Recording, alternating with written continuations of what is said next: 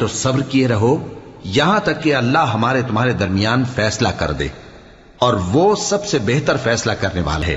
تو ان کی قوم میں جو لوگ سردار تھے جو تکبر کرتے تھے، وہ کہنے لگے کہ شعیب، یا تو ہم تم کو اور جو لوگ تمہارے ساتھ ایمان لائے ہیں ان کو اپنے شہر سے نکال دیں گے، یا تم ہمارے مذہب میں واپس آ جاؤ۔ انہوں نے کہا، خواہ ہم تمہارے دین سے بیزار ہی ہوں تو بھی، اگر ہم اس کے بعد کہ اللہ ہمیں اس سے نجات بخش چکا ہے تمہارے مذہب میں لوٹ جائیں تو بے شک ہم نے اللہ پر جھوٹ باندھا، اور ہمیں شایع نہیں کہ ہم اس میں لوٹ جائیں۔